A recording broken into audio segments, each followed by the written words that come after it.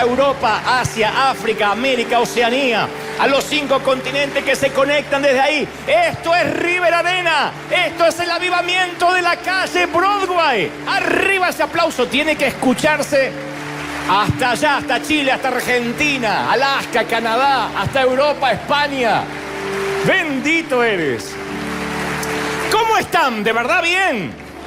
Recién hablamos, porque esta conexión es después que pasa la alabanza, después que pasa la adoración, después de la sorpresa que tenemos acá.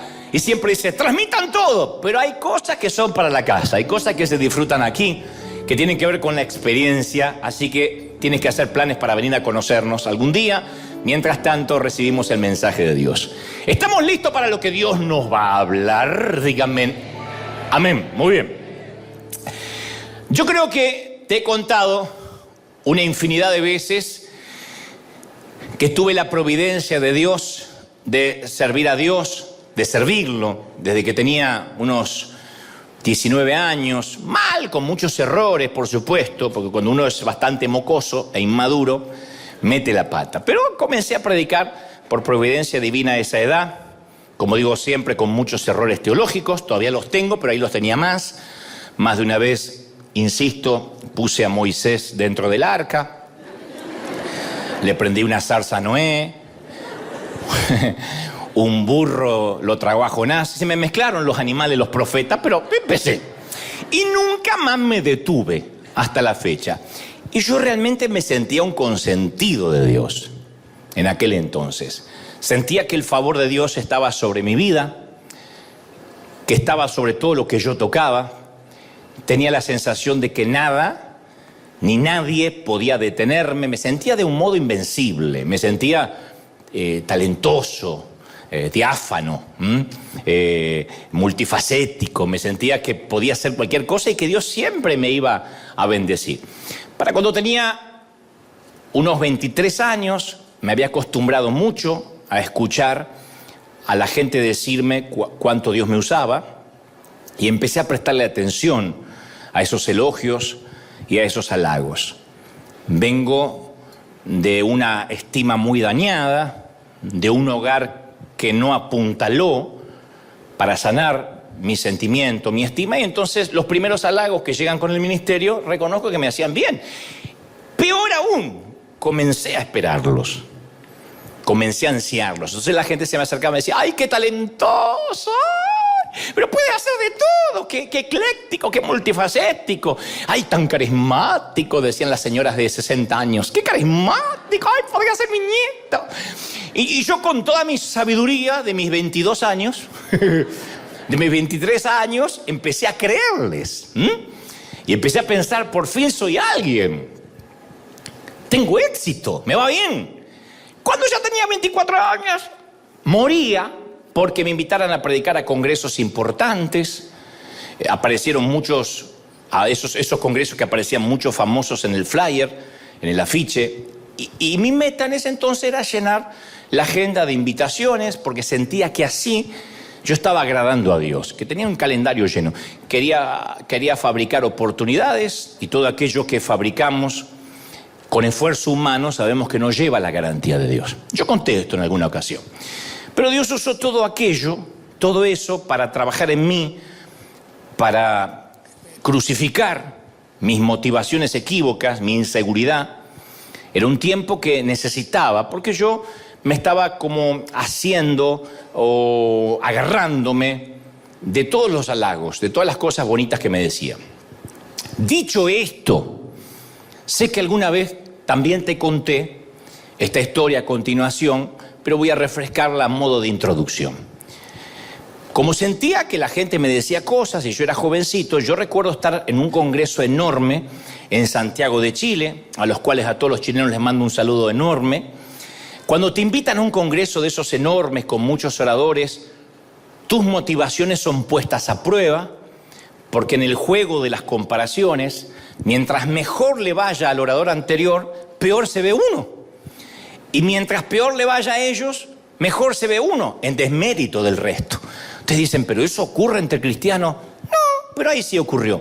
Porque un orador va detrás del otro. Y te guste o no, el público, cuando tenemos una jornada con varios oradores durante la mañana y luego por la tarde, el público suele comparar, solemos comparar. Y decir cosas como, me gustó el predicador anterior, estaba muy ungido, muy lleno de Dios. A ver, ¿qué tal el que sigue? Entonces el que sigue tiene la presión de que el anterior hizo levitar a las suegras, sanó enfermos, y uno dice, ¿qué hago? Las vuelvo a bajar a la suegra de vuelta, ¿qué hago? Y cada predicador que tomaba el micrófono de algún modo superaba las expectativas del orador anterior. En aquel entonces yo era bastante inmaduro, demasiado inseguro, no quería que a los demás les fuera demasiado bien. Que Dios los bendijera, pero no para decir, qué bruto, cómo los bendice. Que los bendijera nomás. Porque me dejaba mal parado. No quería estar a la sombra de nadie. Y menos sumado al aditamento, que era el más joven de todos los predicadores. Y además yo me estaba, insisto, alimentando con los elogios de la gente. Entonces llegó mi turno. En ese entonces se llamaba el Teatro... No, tenía otro nombre, o quizás se llamaba el Teatro Monumental de Chile. Sabrán los queridos chilenos de dónde hablo, ¿no? Hice lo mío, sentí que la gente quedó feliz, prediqué, transmití lo que en ese momento creía que Dios había puesto en mi corazón, pero luego de mi conferencia pasó el siguiente predicador y literalmente me destrozó en público durante la siguiente hora. Él dijo cosas como, no entiendo que en estos congresos serios, y miró a los anfitriones y les dijo, invitan a estos argentinitos sin experiencia. Hasta lo de sin experiencia me lo aguanté, lo de argentinitos me dolió. Tenía que haber dicho argentinazos. Luego agregó estos muchachos, literalmente, no estoy exagerando ni un ápice. Estos muchachos, como el que acabamos de escuchar, se creen los grandes ungidos, pero déjenme decirles que en unos pocos años van a ser como la nada. Porque son una moda, porque estos muchachitos son fuegos de artificio que llenan estadio a base de emociones baratas, etcétera, etcétera.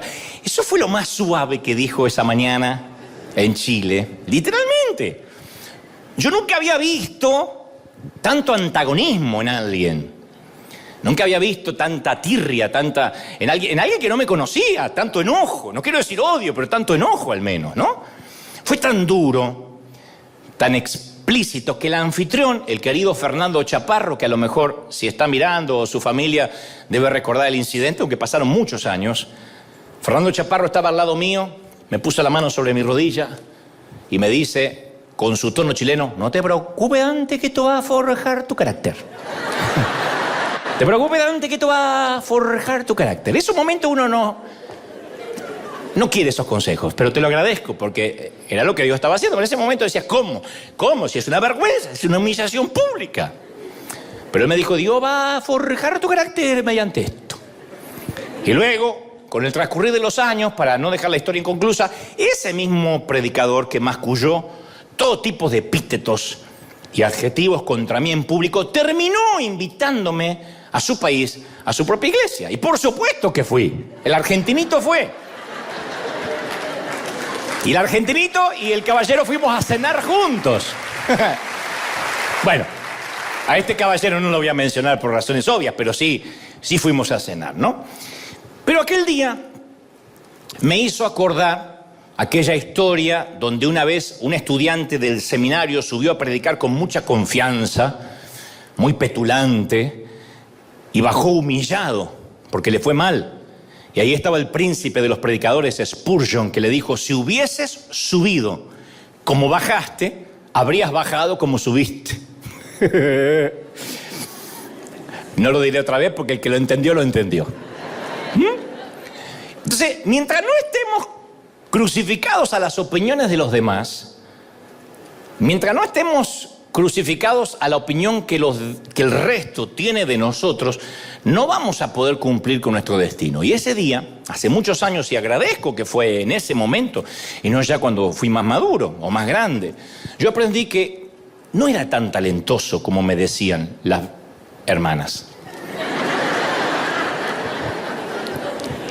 Que sin la bendición de Dios no podía hacer cualquier cosa.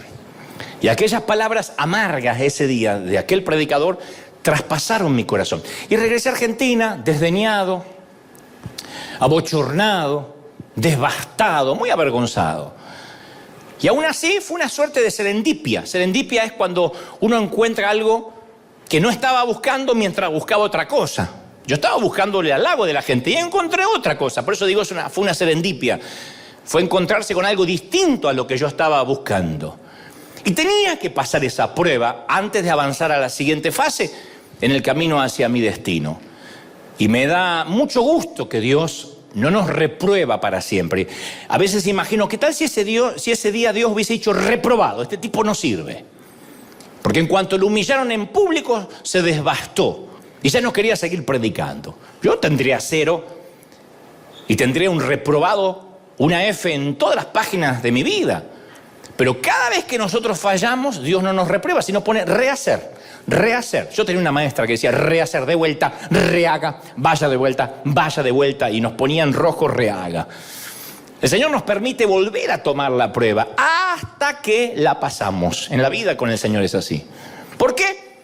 Bueno, porque solamente cuando pasamos bien la prueba es que podemos entrar al destino con Él, el que Él preparó, los sueños que Él planificó para nosotros. Entonces, rehacer. Él tiene una paciencia. Dios usó a aquel predicador para enseñarme que Él no podía confiar en mí, que no me iba a dar Dios más responsabilidad si mi vida estaba fundada en la opinión de la gente, para bien o para mal. No me puede elevar un elogio y destruir una crítica, porque Dios no me puede dar entonces mayor responsabilidad. Si Dios algún día iba a confiarme más, debía forjar un carácter fuerte, por lo menos en lo que respecta a la mirada ajena. Y Él conoce los sueños, conoce las visiones que nos da y sabe el carácter que se necesita para cumplir la obra que nos da. Él te da un sueño y sabe que para eso se necesita un carácter para poder atravesarlo. Entonces puede que tengamos grandes sueños en nuestros corazones, insisto, que Dios mismo colocó allí, pero sin el carácter forjado, sin el carácter labrado por el Espíritu Santo, no vamos a llegar muy lejos. Y yo no era el primer joven que se encontraba aparentemente desviado de un sueño de Dios y con un carácter endeble. No, yo voy a las Escrituras y hace miles de años un joven llamado José también recibe un sueño, una epifanía. Tiene un encuentro con Dios que le cambia la vida.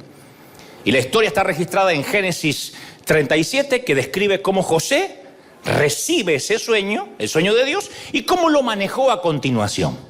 Y es fascinante. Yo sé que la historia, algunos la han escuchado desde niños, otros se desayunan con la historia por primera vez, pero es fascinante por lo menos algunos detalles. José, dice el Génesis, cuando tenía 17 años, más inmaduro de como Dios me encontró a mí, 17 años apacentaba el rebaño con sus hermanos. Entonces dice la palabra que José trajo, es la primera vez que aparece José y los hermanos en la Biblia. José trajo a su padre malos informes sobre sus hermanos. O sea que era alcahuete también, chupa media del padre, como dicen en algunos países. Y entonces amaba Israel a José más que a todos sus hijos, porque era el hijo de la vejez. Y como era el hijo de la vejez, lo amaba y le hizo una túnica Hugo Boss de muchos colores. Y vieron sus hermanos, que pues tenía buen gusto el papá de José, y vieron sus hermanos que su padre lo amaba más que a todos sus hermanos, lo amaba por encima del resto. Acá la Biblia no es elegante para decirlo, porque cualquier padre diría, no, yo amo a todos los hijos por igual. Es como decía mi mamá siempre, yo amo a todos por igual. Mentira, la vieja siempre estaba con mi hermano, pero por lo menos es elegante, ¿no? Para hacer política. Acá la Biblia no es políticamente correcta. Dice, no, amaba a José por encima de sus hermanos. Por eso lo odiaban y no podían hablarle amistosamente. O sea que cada vez que le hablaban, le ladraban a José. Y luego agrega las Escrituras, y José tuvo un sueño. Cuyos hermanos no le hablaban nunca amablemente, tuvo un sueño y cuando lo contó a sus hermanos, ellos lo odiaron aún más. Entonces, a pesar de que José, tenía 17 años cuando recibe su sueño, no obstante, no alcanza a cumplir ese sueño que Dios le da hasta que tiene 30. Desde los 17 hasta los 30 pasaron 13 largos años en que José recién empezaría a dar los primeros pasos del sueño que Dios le dio hacia su destino. Dios tenía que tratar con el corazón de este muchacho antes de que cumpliera el sueño que Dios le había dado. Y la Biblia dice que José apacentaba el rebaño con sus hermanos y, como te dije, trajo un mal reporte de sus hermanos al padre. Y yo pensaba, porque se nos escapa ese episodio, ¿por qué trajo un mal reporte de sus hermanos? ¿Por qué él es el encargado de pasar un reporte para empezar? Yo no digo que los hermanos de José no eran exactamente perfectos, yo no digo que no se merecían el mal reporte, pero esto revela parte del carácter de José, que de alguna manera él se sentía calificado para hacer este tipo de juicio de valores respecto de sus hermanos. Cuando uno juzga el comportamiento del resto ajeno, eso revela cierto problemita en el corazón. Cuando uno continuamente está mirando cómo se comporta el otro y lleva y trae, es porque hay algo en el corazón. Y Dios tenía en mente, se me ocurre a mí, un gran destino para José. Y Dios sabía que esa actitud tenía que irse si José iba a tener éxito. Porque la Biblia, yo digo siempre, tiene cierta economía espiritual. No hay nada acá que Dios lo pone por las dudas o para rellenar o para agregar un par de páginas. Todo tiene cierta economía, se llama economía creativa. Nuestro cuerpo tiene cierta economía creativa, no te da un riñón por las dudas. Si el corazón se te arruina y se te tapan las arterias, empieza a usar el que tienes de repuesto.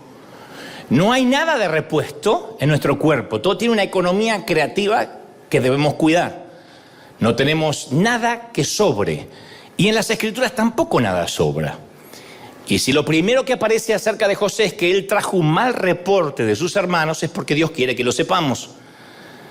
Entonces yo me pregunto si este era un alcahuete, si este era un chismoso del padre, ¿por qué Dios le daría un sueño tan grande a alguien tan joven? ¿Por qué Dios no esperó a que fuera un poco mayor, o un poco más sabio, o un poco más maduro, quizá? Y a mí se me ocurre que Dios lo moldeó a Josué por años para que él estuviera con el carácter necesario para alcanzar ese sueño. Porque nunca hay que olvidarse de la promesa de Filipenses 1:6. El que comenzó en vosotros la buena obra, la perfeccionará hasta el día de Cristo Jesús. Él no te deja. Alguien tiene que aplaudir más que eso si dice, sí, Él está tratando conmigo. ¡Aleluya! Él no te deja, no nos deja hasta que no haya terminado. Ahora, a veces parece que estamos atrapados entre un sueño que Dios nos da y el destino. Entonces ahí es cuando uno dice, ¿por qué estoy atrapado? ¿Por qué si tengo un sueño? ¿Por qué siento que Dios me inspiró, me equipó, me da tanto deseo de hacer cosas y todavía no las estoy haciendo? Parece que uno queda atrapado en el tiempo, en un bucle de tiempo. Pero no es que estamos atrapados, sino que Dios está trabajando en nuestro corazón y nuestro carácter. Y vamos a seguir pasando determinadas pruebas de manera crónica y repetitiva, solo que en niveles diferentes de la vida. Es similar a las matemáticas en la escuela. Las matemáticas, uno las rinde en 3er grado, hace la prueba y dice, bueno, ya nunca más voy a estudiar matemáticas. No, en 4º grado vuelve matemáticas. En 5º grado regresa matemáticas y cada vez más difíciles. Con esas cuentas y esos problemas que nunca yo pensé que me iban a servir para algo y de hecho nunca me sirvieron para nada. Nunca entendí en qué me sumaría en la vida. Se van a revolcar mis maestras en la tumba. Pero ¿de qué serviría en la vida aprender un problema de regla de 3 compuesta? Pero bueno, tenía que estudiar. Y yo decía, ya terminé matemáticas. Y en 6º grado volví a matemáticas. ¿Por qué? Porque en diferentes niveles uno va aprendiendo otros conocimientos. Entonces la buena noticia es que cada vez que pasamos una prueba con Dios, recibimos un nuevo nivel de responsabilidad. Un nuevo desafío en cuanto a lo que Dios nos confía. ¿Me están siguiendo, sí o no? A medida que vamos pasando. Pero con cada nuevo nivel de responsabilidad enfrentamos un nuevo nivel de prueba en el área del orgullo, en el área del carácter. Por eso hay un pequeño consejo que aprendemos de la vida de José. Cuando recibes un sueño de Dios, lo primero que tienes que hacer, no hagas como José o como este servidor, cierra la boca, no lo cuentes. Cuando Dios te dé un sueño, te lo voy a decir en español del Cervantes, cierra la jeta. Dile al que está a la derecha y a la izquierda, cierra la jeta si Dios te dio algo. No lo cuentes. No lo cuentes.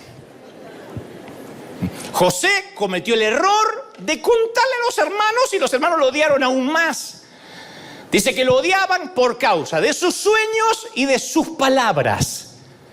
De sus sueños y de sus palabras. O sea, no eran solamente los sueños de José lo que alteraba, lo que ofendía a los hermanos, sino la manera en que hablaba de esos sueños. Para el que no conoce la historia, José tiene unos sueños donde aparentemente la metáfora es que sus hermanos y su padre se inclinaban ante él. Cosa que iba a pasar cuando él luego estuviese en el segundo lugar al lado del faraón. Pero él lo cuenta y lo habla, era bocón porque tenía algo de sangre hispana, José, lo cuenta y dice, no sabés lo que Dios me va a dar. Entonces, y eso hizo que lo odiaran más. Si queremos avanzar hacia nuestro destino, cosa que yo aprendí tarde, uno tiene que aprender a cerrar la boca, que es la prueba más difícil. Es lo más difícil. El problema parece que está centrado en la boca, pero en realidad empieza en el corazón. Porque Jesús dijo en Mateo 12:34, porque de la abundancia del corazón habla ¿qué? La boca. Y en Mateo 15:18 dice, pero lo que sale de la boca proviene del corazón. Y eso es lo que contamina al hombre. De modo que si tenemos problemas con lo que sale de nuestra boca, necesitamos echar un vistazo dentro de nuestro corazón, no es solo la boca. Porque si el orgullo está en nuestro corazón, tarde o temprano va a encontrar la manera de salir por la boca y se va a notar, porque somos seres comunicacionales. Entonces, una razón por la cual tenemos esa tendencia al orgullo es que a veces intentamos tratar con el fruto en lugar de llegar a la raíz. Cuando vemos el fruto del orgullo, cuando vemos que metemos la pata, sí, somos tocados por Dios, sacamos unas tijeras y podamos las hojas, quizá arrancamos alguna que otra ramita y decimos, me tengo que cuidar de no decir. Le conté al padrino que me compré una camioneta y mirá la cara que hizo, la próxima vez me callo la boca. Le conté a fulanito que Dios me bendijo con una casa y me miró con una cara de asco, no sé, lo tenía que haber contado, ¿para qué lo puse en Instagram? Y creemos que es cambiar un modo de vida, cambiarle el fruto. Pero si no tratamos con la raíz, va a continuar apareciendo en nuestras vidas, retrasando nuestro destino. Hay una raíz de orgullo que tiene que ser podada. De otro modo, vamos a seguir luchando en ese área. La raíz es la inseguridad. Cuando yo comencé, no era orgulloso, era inseguro. Y la inseguridad se ve como orgullo. Yo quería recibir halagos no porque era un orgulloso, aunque ustedes digan, y sí, argentino. No, yo quería recibir halagos porque era inseguro. Sé que los argentinos tenemos fama de agrandados, pero no crean eso.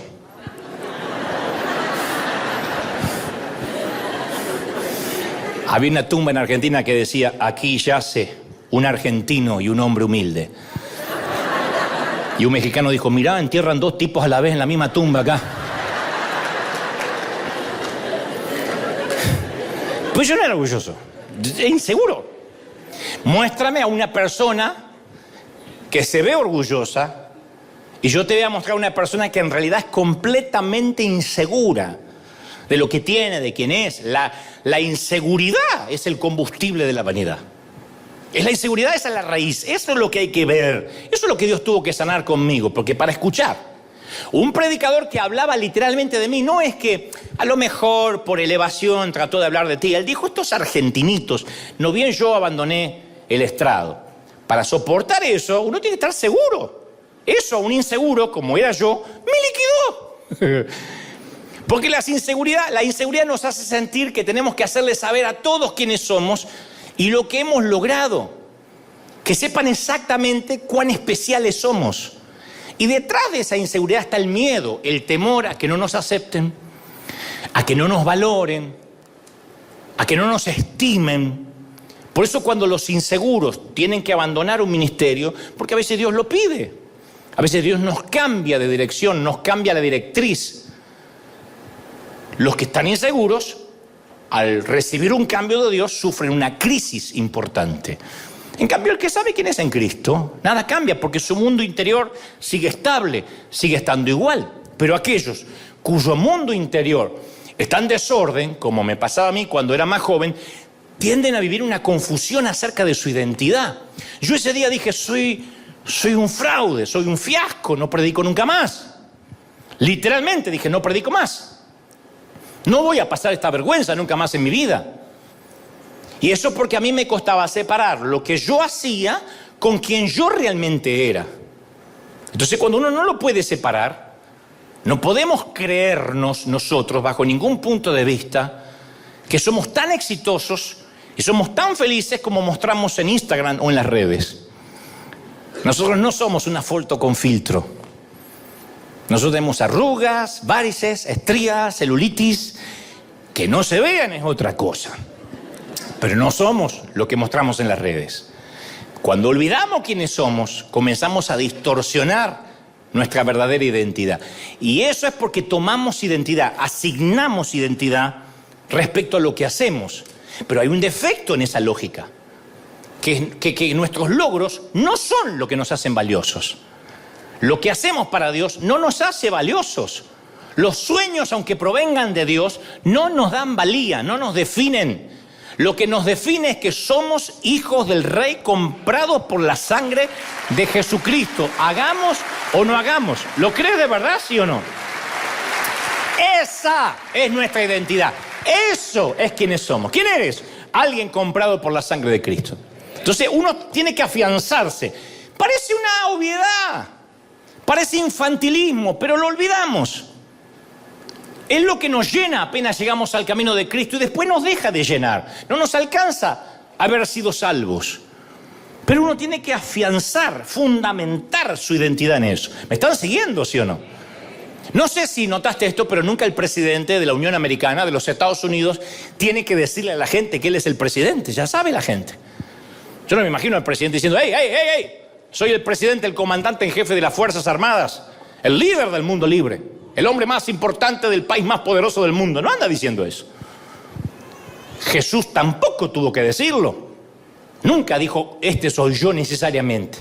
Cuando Satanás tienta a Jesús en el desierto, lo primero que hace Satanás es tratar de poner duda respecto a su identidad. Mateo 4:3 dice, si eres el Hijo de Dios, demuestra que eres el Hijo de Dios, demuéstralo. Y tienta a Jesús para que hiciera algún pequeño milagro. Si eres el Hijo de Dios, pasó lo mismo en la sinagoga. Si eres el Mesías, repite lo que oímos que hiciste en las bodas de Caná. Pero Jesús le responde al enemigo, escrito está, escrito está, escrito está. No le dijo, claro que soy el Hijo de Dios. ¿Qué te pasa, flaco? ¿Sabes quién soy yo? Agua, aceite, líquido. Te voy a decir un par de cositas de quién soy yo. No le dijo eso.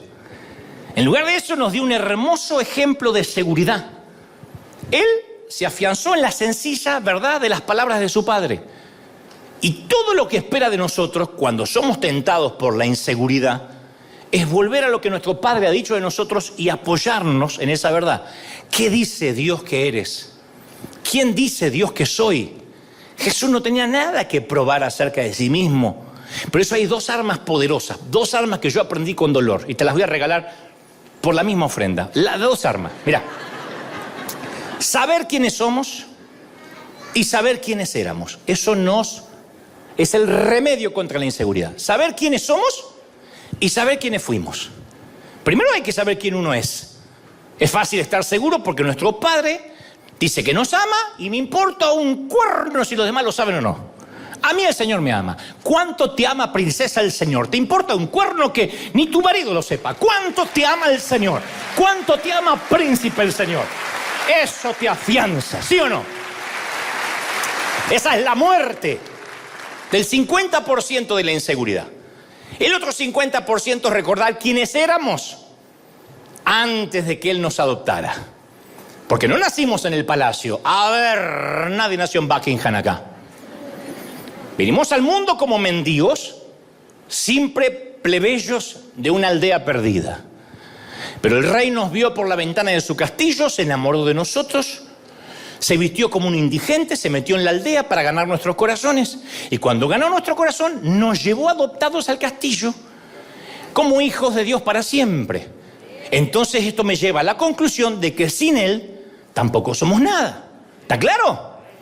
Sin Él no somos nada. Jesús lo dejó claro en Juan 15:5. Separados de mí, nada podéis hacer. Nada. Está bien, te diré quién eres, pero recuerda que sin mí tampoco eres.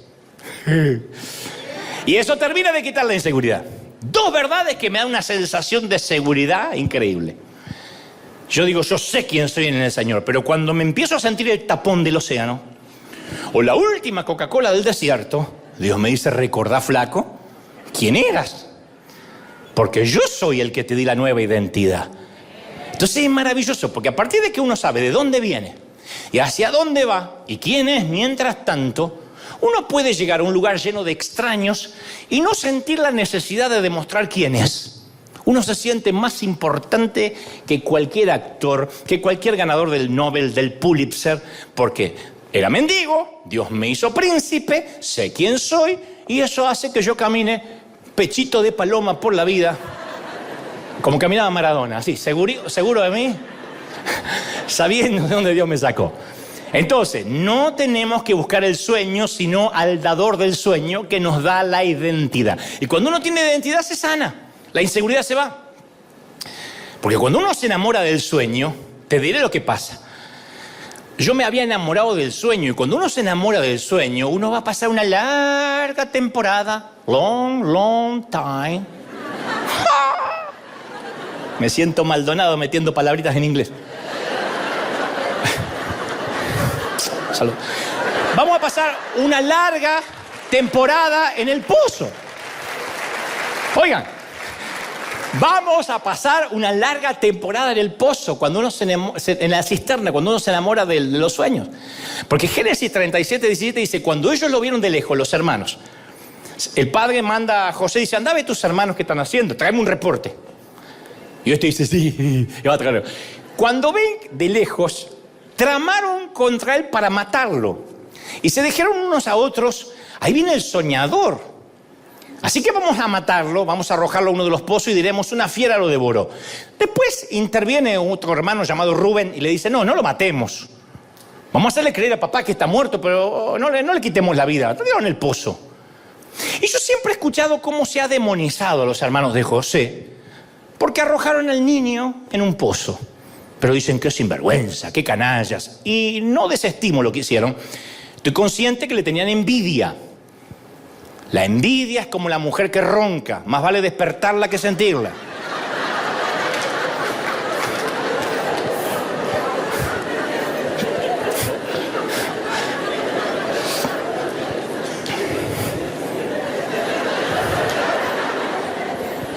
Te la tiro para que la guardes en tu corazón. La envidia concluye en, esta persona tiene lo que yo quiero. ¿Ah? Yo quisiera tener su inteligencia, su apariencia, o su ministerio, o su pareja, o su clase, o su dinero. Como yo no puedo tenerlo, yo quisiera que él no lo tenga. Eso es la envidia. Es la bilis tóxica. Es el patógeno pernicioso, pestilente, pútrido, que enferma el cuerpo de Cristo. Si nosotros en la iglesia no damos nada, van a poner en las redes, se llenan los bolsillos con el evangelio. Si salimos a dar, que no sepa a tu izquierda lo que da tu derecha. Si nos va bien, en el caso mío, si me va bien, y se fue porque están los dólares allí. Si me va mal, eso le pasa por irse. Entonces, envidia es el deseo no consumado, sumado al resentimiento. No nos gusta ver en el fondo a alguien que le vaya demasiado bien en desmérito de nosotros. Y más si a él le va bien en algo que nosotros fracasamos, o lo que es peor, en aquello que nunca intentamos siquiera hacer. Y el apóstol Pablo dijo, alégrense con los que están alegres. Uno diría, ¿de verdad necesitamos ese consejo casi básico? Alégrense con los que se alegran, lloren con los que lloran, dijo Pablo. Sí, es necesario ese consejo. Porque la envidia me hace llorar cuando otros se regocijan. Y me hace regocijar cuando otros lloran y le va mal. Así de cruel es la envidia. ¿Viste? Yo sabía que le iba a ir mal. Y me regocijo porque al otro le fue mal. Y complacer a la envidia es como querer calmar la sed con agua de mar, con agua salada. No obstante, cierro el paréntesis de la envidia de los hermanos de José, yo por un ratito quiero hacer el abogado del diablo y defender un ratito a los hermanos de José, o al menos demostrar que no son tan culpables como se ve a primera vista de las desgracias de José. Primero hay que convenir, a ver si estamos de acuerdo en esto. No voy a insultar vuestra inteligencia, así que sé que van a entenderme. Hay que convenir que no podemos avanzar hacia nuestro destino al menos que salgamos de un pozo, del pozo en el que caímos. Los hermanos de José lo meten en un pozo. No lo matan, lo tienen allí y le hacen creer al padre que murió. Ahora, si queremos salir de los pozos de la vida, es importante entender por qué caímos en el pozo, si no, no vamos a salir. Hay muchas razones por las que terminamos en pozos. No importa en cuántos pozos estés ahora. Podrías estar, de hecho, en varios pozos a la vez. Podrías estar en un pozo respecto a tus finanzas. Nunca sales de ahí. Siempre endeudado. Pagando el mínimo de las tarjetas y viendo qué impuesto vas a pagar, cuál no pagas, cuál es el servicio que no te cortan sin pagar. Podrías estar viviendo en un pozo en el matrimonio, en algo que no se arregla nunca. En un pozo en el ministerio. No ves fruto a pesar de años de esfuerzo. O en un pozo en tu salud. Sales de algo y te metes en otra cosa. Terminó la tos y empieza la fiebre. Terminó la fiebre y te descubren otra cosa. Y sientes que estás en una cisterna en cuanto a tu salud. Entonces, señores, la pregunta no es si Dios puede librarnos o no del pozo. La pregunta es si comprendemos antes que nos libre por qué caímos en el pozo. Y ustedes dirán, ¿y por qué voy a caer? ¿Porque mis hermanos me tiraron? Y esa mentalidad de víctima que se adopta en la actualidad es culpar siempre a los demás de nuestros problemas. Y entonces le damos a los demás la autoridad para sacarnos del pozo. Si los demás fueron culpables de tirarme ahí, son los únicos que también pueden sacarme de ahí. Le estoy otorgando un poder al otro cuando me pongo en víctima. Si fue tu esposo, tu esposa quien te lastimó y la culpa es de él, entonces le estás dando un poder que así como te lastimó es el único que podría sanarte.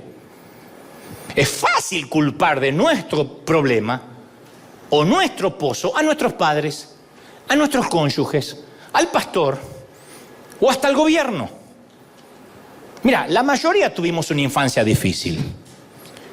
Y si tus padres te rechazaron cuando eras un bebé, hay un momento que uno tiene que decir, bueno, mira, lo siento mucho, pero ya está. Hay un momento que uno tiene que superarlo.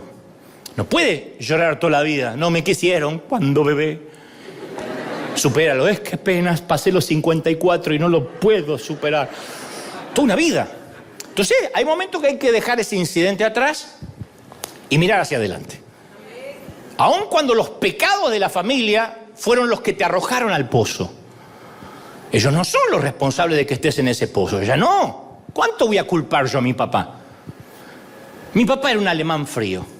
Mi mamá estaba enferma cuando yo era chiquito. Ya está, lo puedo contar para bendición de la gente, para ver cómo la resiliencia o uno puede salir adelante con la ayuda de Dios, pero ponerme en víctima, ¿cuánto tiempo? Somos los únicos responsables de salir del pozo. Del pozo económico, del pozo de la salud, del pozo matrimonial, del pozo ministerial. ¿Me están siguiendo, sí o no? Entonces conozco mucha gente que siempre el problema es los demás. La gente me envidia. O sea, no es la forma en que actúo, no es la forma en que yo me comporto, no es la forma en que hablo, no es la forma en que trato a los demás. No, los demás están contra mí. ¿De verdad?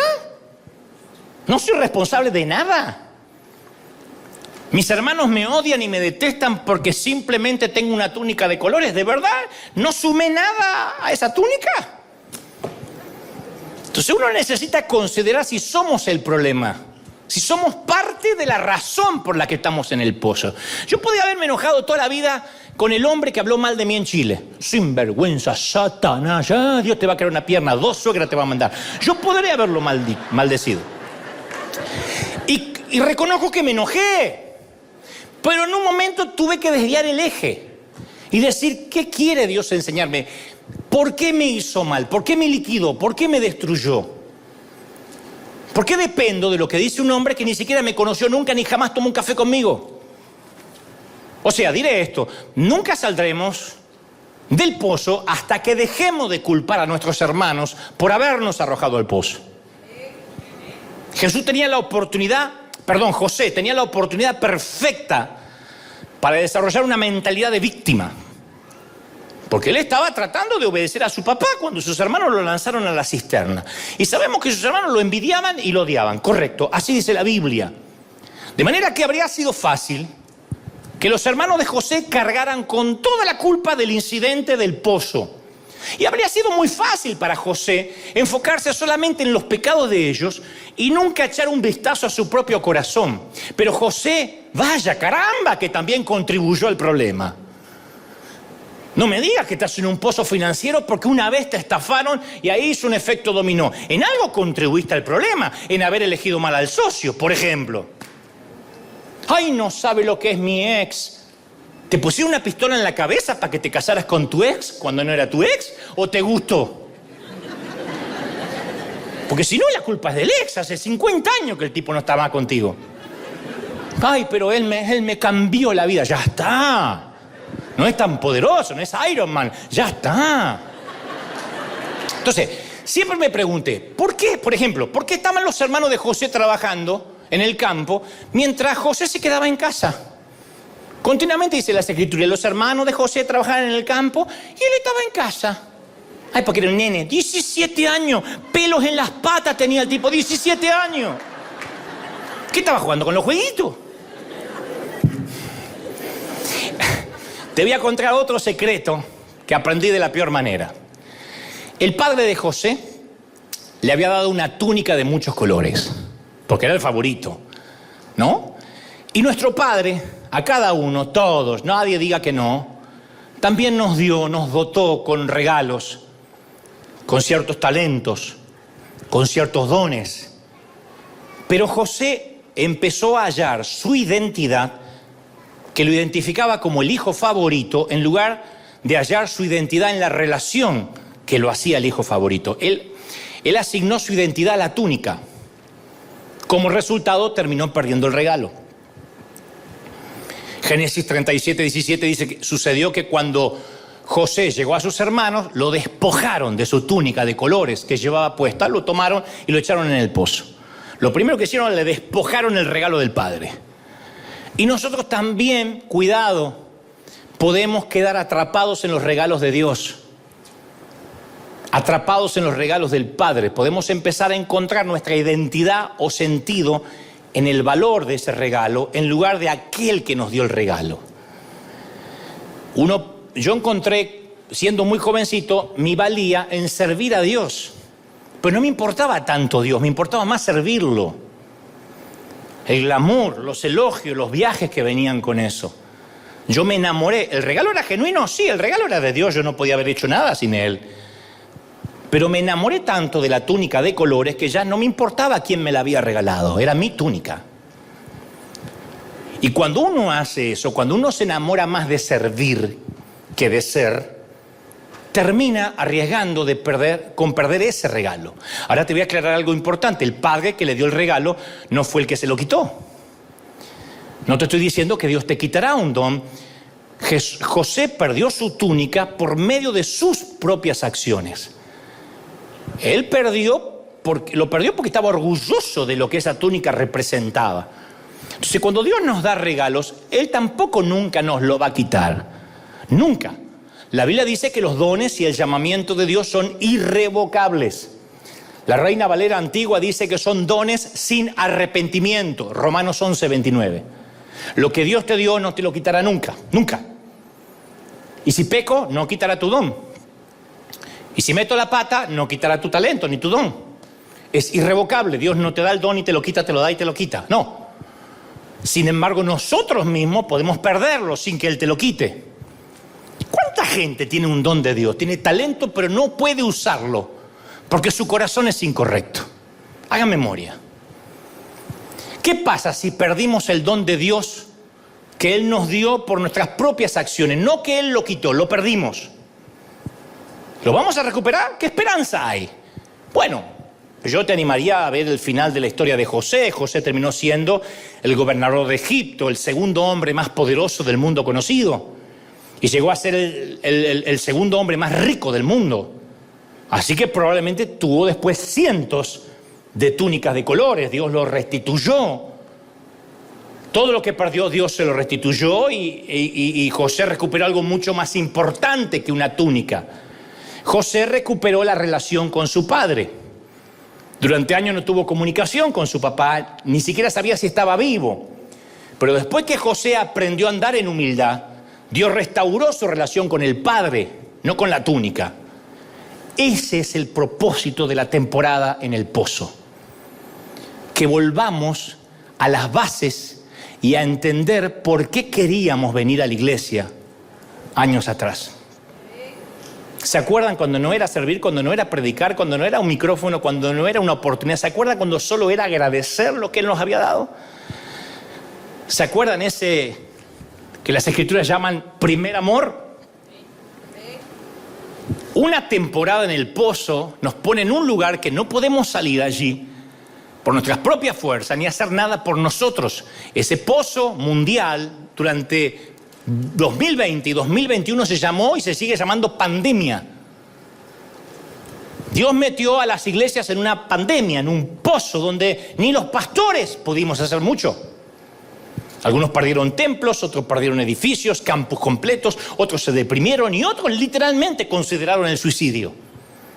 Porque toda su identidad estaba en la túnica de colores, no el que se la había regalado. Y la pandemia nos pega un shock. ¿Podrás adorar en tu casa? ¿En el fregadero? Si no puedes ir a la iglesia por un año y meses. ¿Te mantendrás fiel? ¿Leerás las Escrituras aun cuando el pastor no te pida que repitas nada? Y muchos no lo lograron. El pozo los metió en un sitio, los colocó en una situación donde no podían salir por sí mismos. Y eso es bueno, porque al no poder salir por uno mismo tiene que pedir ayuda a Dios. Pero algunos no le piden ayuda a Dios y se dejan morir. Creen que al perder la túnica han perdido al Dios que se las dio. ¿Me están siguiendo, sí o no? Entonces quiero que sepas que no importa dónde estés ahora, aun si el pozo lo cavaste tú mismo, Dios es suficientemente grande para sacarte de ahí. No es difícil para Dios sacar a la gente de los pozos. Dios se deleita en sacar a sus hijos de los pozos. A eso se dedica. Pero no nos quitará de ahí, no nos sacará de la cisterna hasta tanto y en cuanto nos demos cuenta que es más importante el que nos dio la túnica que la túnica. Hasta tanto nos demos cuenta que la túnica no es una excusa para menospreciar a los que no la tienen.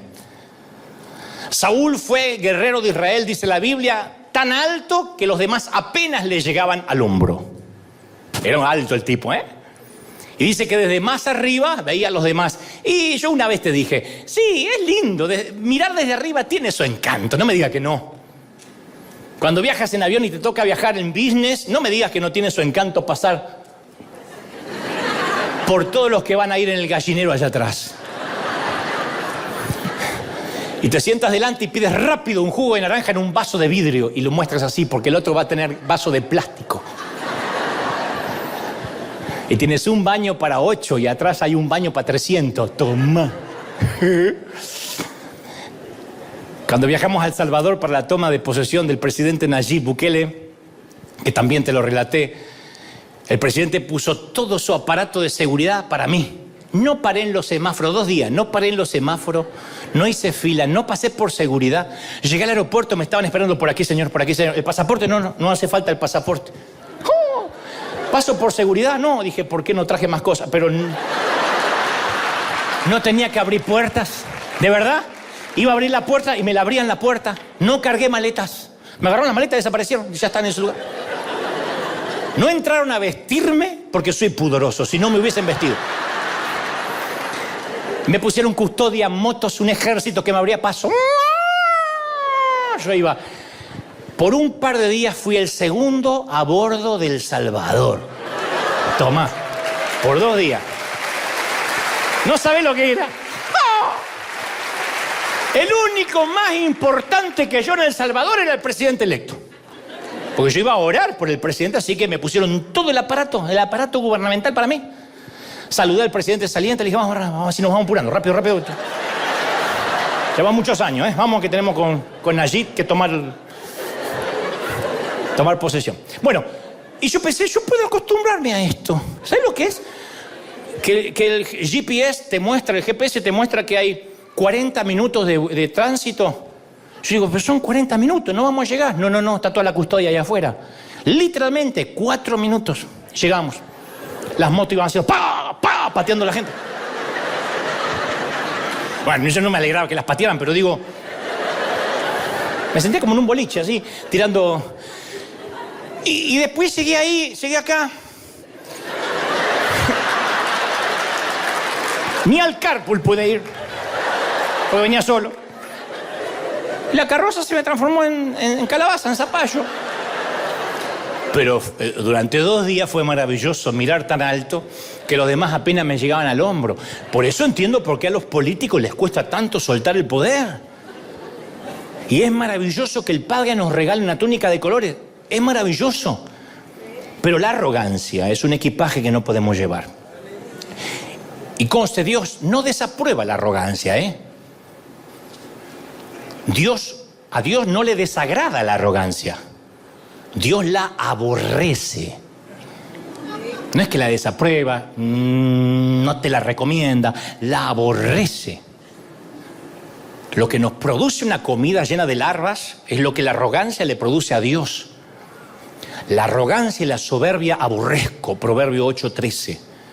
Abominaciones a Jehová todo altivo de corazón, Proverbios 16:5. No os hagáis nada por vanagloria, Filipenses 2:3. Cesen las palabras de los arrogantes de vuestra boca, 1 Samuel 2:3. Dios resiste a los soberbios, 1 Pedro 5:5. Antes de la caída, la altivez, la arrogancia de espíritu, Proverbios 16:18. Jehová asolará la casa de los soberbios, Proverbios 14:25. No hay un solo episodio en que Dios diga, yo la tolero, yo entiendo, es una debilidad. Dios la aborrece. ¿Sabe por qué? Porque no hicimos nada que justifique nuestra arrogancia. Nada que justifique nuestra inmodestia, nuestra petulancia. No hicimos nada. Somos el mosquito que va en la oreja del buey y dice, estamos arando.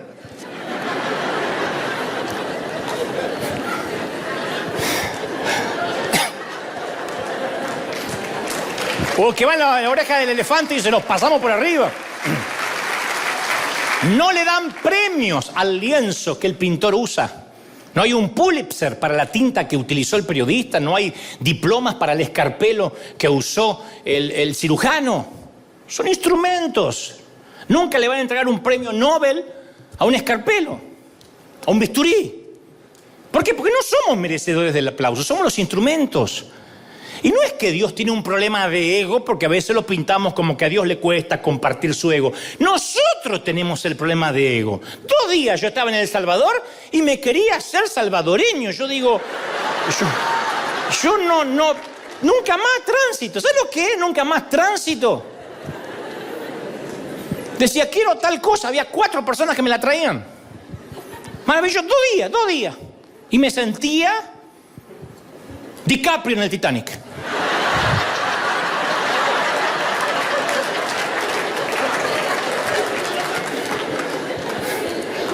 Él sabe que no podemos administrar la túnica de colores.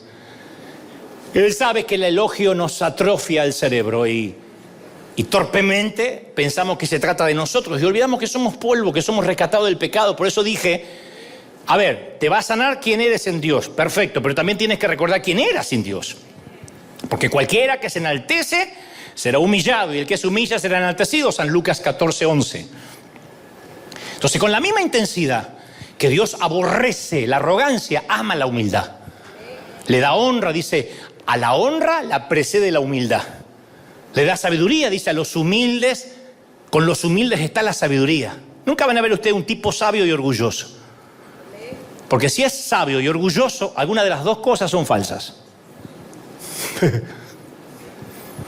Es como decir, es reggaetonero y hace buenas letras. Una de las cosas son falsas, o no es reggaetonero o las letras no son de él. Le da dirección, enseñaré a los mansos su carrera. Le da gracia, Dios le da gracia a los humildes. Le da belleza, dice, hermoseará a los humildes con la salvación.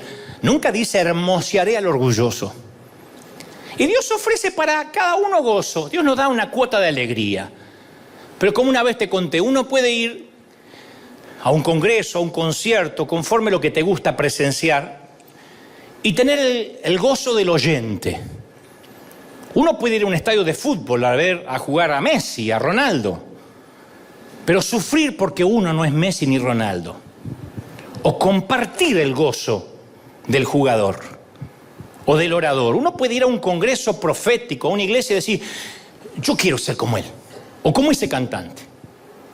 Pasa el hombre en el fútbol, en la oratoria, en la dialéctica, en la música, y comparte su don, y todos nosotros agradecemos por prodigar ese don, por compartirlo con nosotros. Sin embargo, hay una forma de perderse el gozo de ir a un concierto, de ir a un partido, de ir a una iglesia, y es desear que fuera uno el que está en la cancha.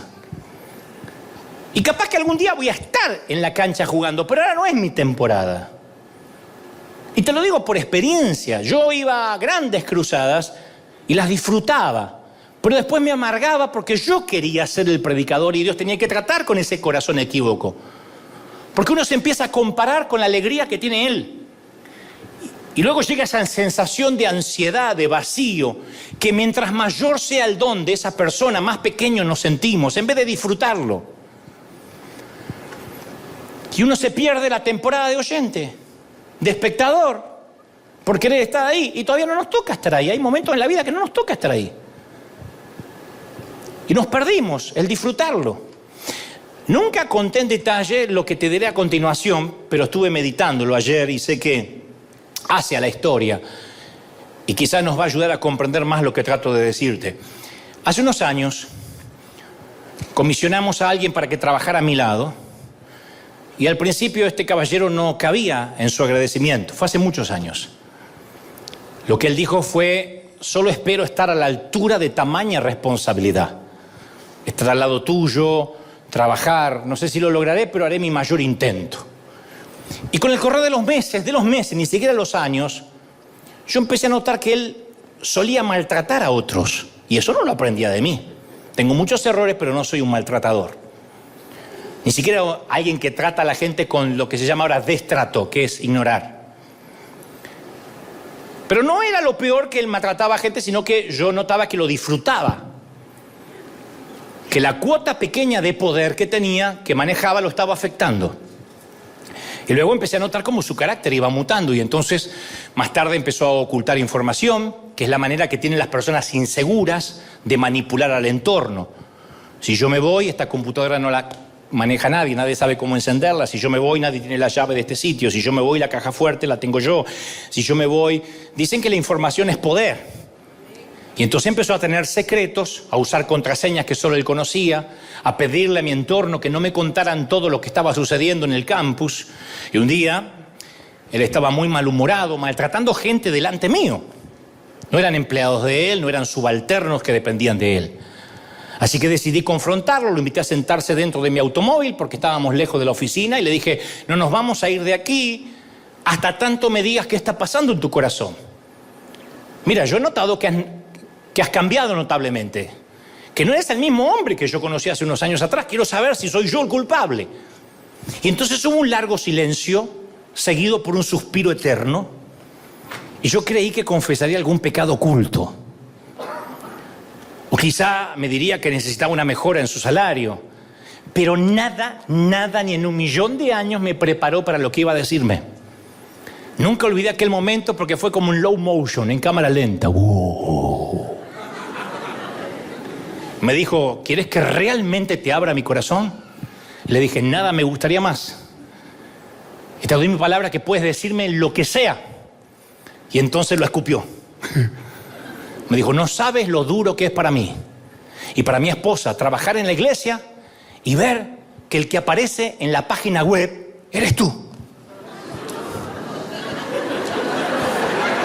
No estaba listo para eso. Y Dios sabe que estaba completamente absorto, pasmado. Nunca nadie me había planteado algo así, de esa índole. Y le dije, pero vos sabés que te estoy pagando para que hagas tu trabajo, ¿no? ¿Estás consciente que además yo aquí soy el pastor? Perdón por ser tu pastor. Y él solo me repitió, mis parientes a veces me preguntan qué hago y no tengo nada para mostrarles. Tú no sabes lo duro que es que mi foto no aparezca en la web. Le digo, sí, aparecen varias fotos. No, en la página principal. Y ese día se rompió algo para siempre entre nosotros, porque ese mismo día supe que no descansaría hasta tener su propia foto, su propia página web, sus propias redes sociales. Me dijo, sueño con mi ministerio, yo tengo mi logo, tengo mi jingle, y solo temo que si abro mi iglesia, tal vez toda tu gente se vaya conmigo y no quiero hacerte eso. Era surrealista. Más un chiste malo que surrealista. Le dije, mi gente no es mi gente. Si Dios quiere que se vayan contigo o con Matusalén, que se vayan. Yo no morí por nadie. Yo no morí en la cruz por nadie, así que no es mi gente. No son mis hijos. Tenía un logo, un jingle y un corazón equivocado. Y la gran tragedia es que algunos prefieren ser la estrella de un equipo perdedor que el mediocampista de un equipo ganador. Cabeza de ratón en vez de cola de león. Increíble. Y se abren paso en su propio reino pigmeo liliputiense. Un sitio donde lo reconozcan, donde le den eso, le digan, ¡wow! ¡Qué túnica de colores que tienes! Lo honren, le agarran el maletín, le cuelguen el saco, le lleven el abrigo. Dios nos libre de ese estrechamiento neurótico de los soberbios. Por cierto, vanidad aparece 75 veces en la Biblia. Su uso mayoritario es Eclesiastés 28 veces, Salmos 10 veces, Isaías y Jeremías lo empatan 8 veces más. Y en los Salmos vanidad se usa como adjetivo de pasajera, mortal, perecedera, débil. Por eso me viene a la mente la escena de la película de Al Pacino que interpreta a John Milton, o el mismísimo Lucifer, que luego de cuando parece que su víctima logra escapar de sus tentaciones, Al Pacino interpretando genialmente a Lucifer mira a cámara, sonríe y dice, vanidad, definitivamente mi pecado favorito. Y creo que ese es el pecado favorito de Satanás. Y que sí o sí, a través de una túnica de colores, de un halago, de una honra, logra penetrar. Por eso yo quiero que hoy demos gracias por las temporadas no de túnicas, las temporadas de pozos. Porque yo pienso que, en alguna parte de ese pozo, José tuvo que haber cambiado. En algún lugar de ese pozo, José debió haber clamado a Dios con verdadera humildad, porque después de haber experimentado el pozo, José era un hombre cambiado. Algo le sucedió a José en ese pozo. En algún lugar de ese pozo, José debe haberse hecho responsable de sus propias faltas. En alguna parte de ese pozo, José debe haber tratado de salir y cuando vio que no podía, clamó con humildad. En algún lugar del pozo, José debe haber dicho, necesito que me perdones. Soy un petulante. Obra en mi corazón. No quiero más ser un tipo inseguro, porque ahora no tenía más túnica de colores. Y ahí empezó a cambiar la situación de José. Y ahí las cosas se empezaron a alinear en dirección al destino que Dios había preparado para él. Mucho antes de que José fuera lanzado en el pozo, Dios tenía un plan para sacarlo de ahí y llevarlo a su destino. Lo que los hermanos hicieron para hacerle daño, Dios los usó para bien. Lo reconocerá José más adelante. Pero cuando nosotros nos humillamos a nosotros mismos y clamamos a Dios de corazón, Él nos libra del pozo en el que estemos. ¿No será que no sales del pozo financiero porque todavía sigues culpando a alguien por ese pozo?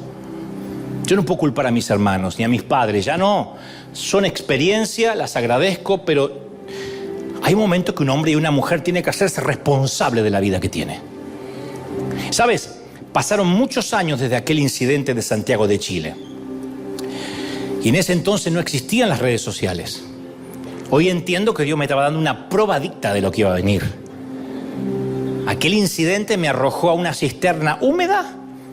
Por mucho tiempo me dejó sin aliento en el pozo durante una larga temporada.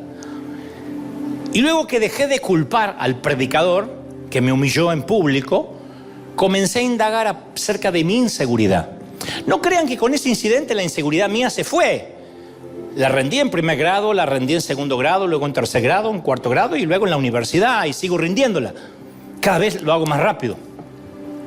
Pero Dios necesitaba sanar la inseguridad. Y la primera vez fue cuando me di cuenta que mi inseguridad me había llevado hasta ahí. Y descubrí que Dios no me iba a dar ni delegar mayor responsabilidad en tanto fuera adicto a la aprobación o a los elogios. Me enseñó que si vivía de los halagos, alguna crítica me iba a matar, porque le daría igual de importancia a cualquiera de las dos. Y con el correr de los años el Señor me regaló cuero de rinoceronte, piel de paquidermo.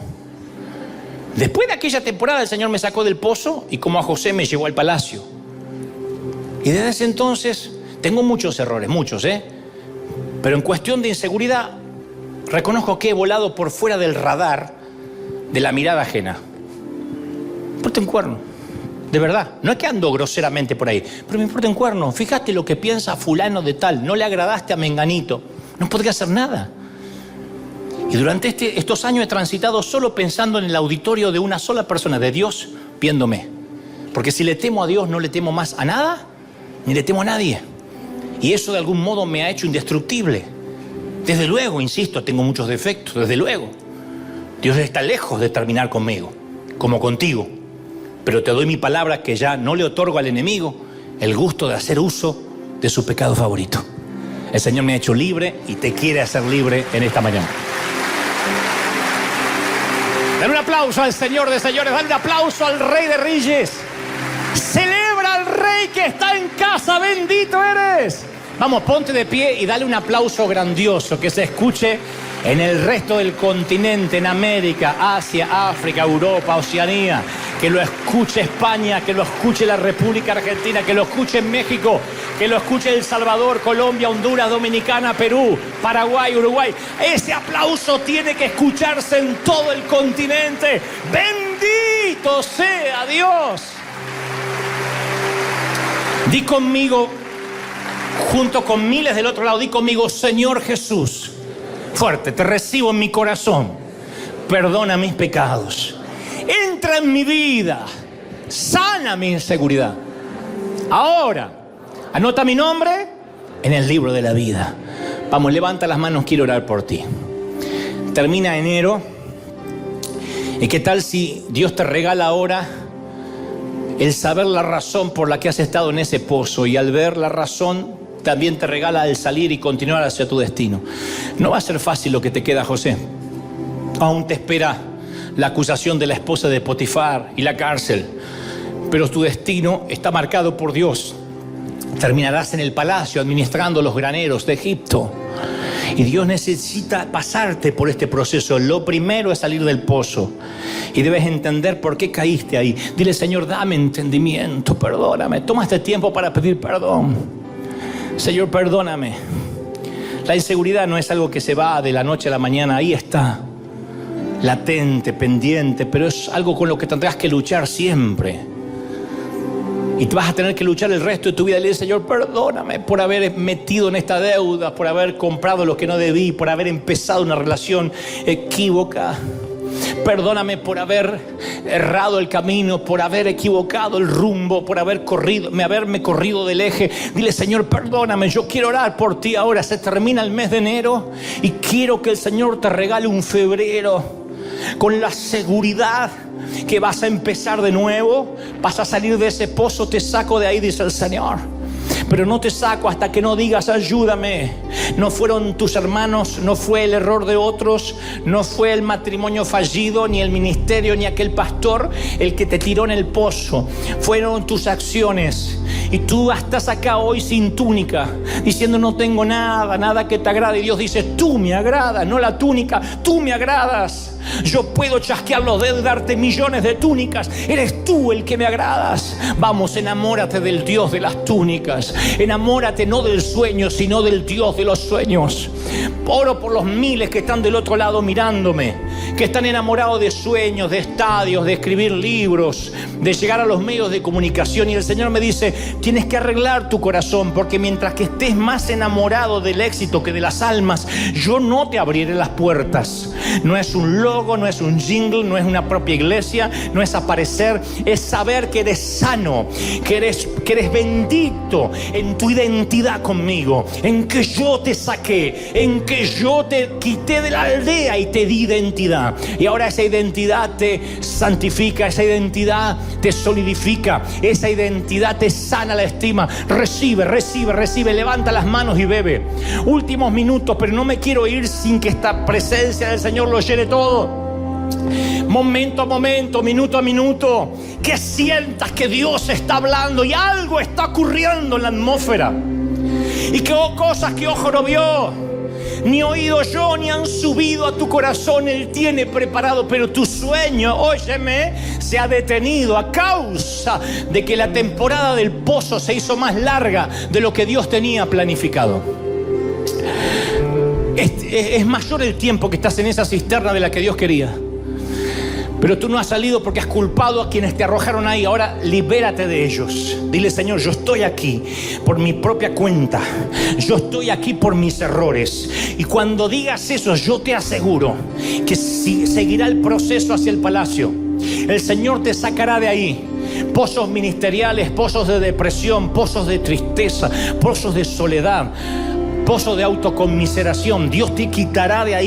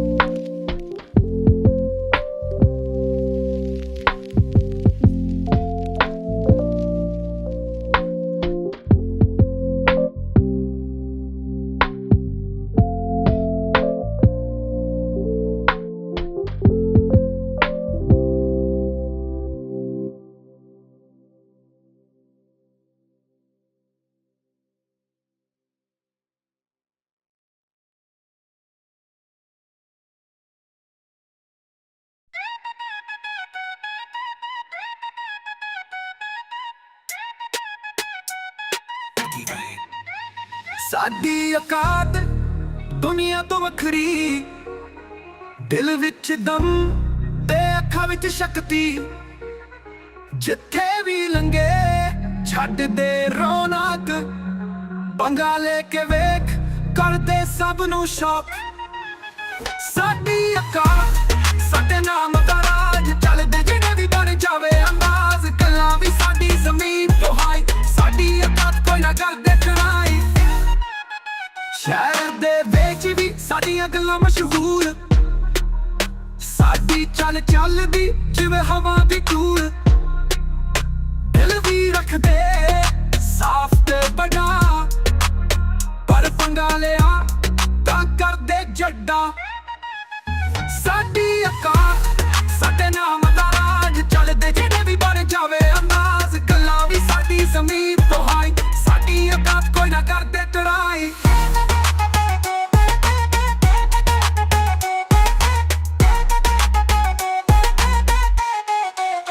ਉਹ ਅਸਲੀ ਯਾਰੀ ਤੇ ਸਵੈਗ ਨਾਲ ਭਰਪੂਰ, ਦੁਨੀਆ ਦੀਆਂ ਗੱਲਾਂ ਸਾਨੂੰ ਲੱਗਦੀਆਂ ਜ਼ਰੂਰ। ਜਿੱਥੋਂ ਵੀ ਗੁਜ਼ਰੀਏ ਬਣ ਜਾਵੇ ਬਾਤ, ਸਾਡੀ ਔਕਾਤ ਦੁਨੀਆ ਵੀ ਕਰਦੇ ਸਲਾਮ। ਸਾਡੀ ਔਕਾਤ ਜਿਵੇਂ ਸੂਰਜ ਦੀ ਰੋਸ਼ਨੀ, ਦਿਲ ਵਿੱਚ ਜਜ਼ਬਾਤ ਤੇ ਦੁਨੀਆ ਦੀ ਖੁਸ਼ੀ। ਗੱਲਾਂ ਵੀ ਬਣੀਆਂ ਤੇ ਸਟਾਈਲ ਵੀ ਅਲੱਗ, ਸਾਡੀ ਔਕਾਤ ਦੁਨੀਆ ਵੀ ਕਰਦੇ ਨਜ਼ਦੀਕ।